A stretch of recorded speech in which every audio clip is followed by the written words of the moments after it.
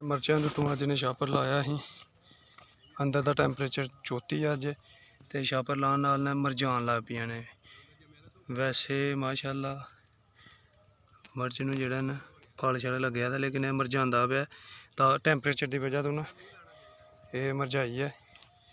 ਵੈਸੇ ਇਹ ਫਸਲ ਜਿਹੜੀ ਹੈ ਨਾ ਮਿਰਚ ਦੀ ਇਹ ਫੁੱਲ ਛੁੱਲ ਲੱਗੇ ਦੇ ਇਹ ਚੈੱਕ करो। ਇਹ ਲਾਇਆ छापर ਇਸ ਲਈ है कि थल्लियों घाह घूह कड्ढना ना अज सफाई करनी है ਇਹਦੀ ਇਸ वजह तो। अब इनू ना जड़ी भी नंगी करनी है इन्होंने खोले रखो 2 दिन फिर इनू छापर दे जी मिट्टी इसने दी थी यह मिट्टी लाई है।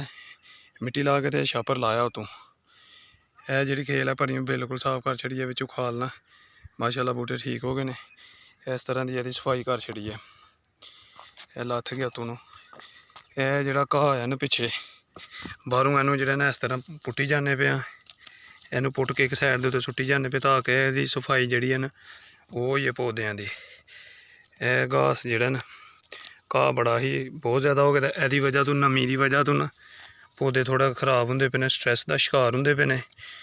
तो दूसरा जमीन का जोड़ा जोर है ना वह है पौधे लाई जाते पे ने। दोनों साइडों तो घाह जो बाहरों कड्ढे करने तो विचों जो वड्डे करने तो उस तो बाद ठीक होए। 1-2 खेल कर ली साफ उस तो बाद फिर दूजा जो अगू कर ली। माशाअल्लाह पौधे ठीक ने तो यदि सफाई जी है वो बहुत जरूरी है।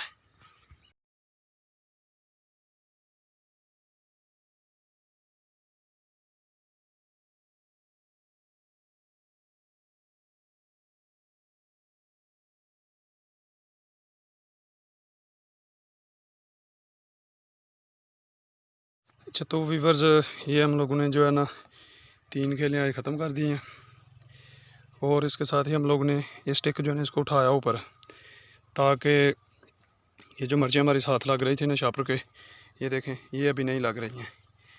ज़्यादा ऊपर की है जिसकी वजह से थोड़ा सा छापर ना एक साइड से कम है दूसरी साइड से ज़्यादा। ये देखें बाकी इसके साथ ही आज की वीडियो ख़त्म करते हैं। अल्लाह हाफिज़। अपनी दुआओं में याद रखिएगा और वीडियो को लाइक शेयर कमेंट लाजमी कीजिएगा। चैनल को सब्सक्राइब कीजिएगा। अल्लाह हाफिज़। पाकिस्तान जिंदाबाद।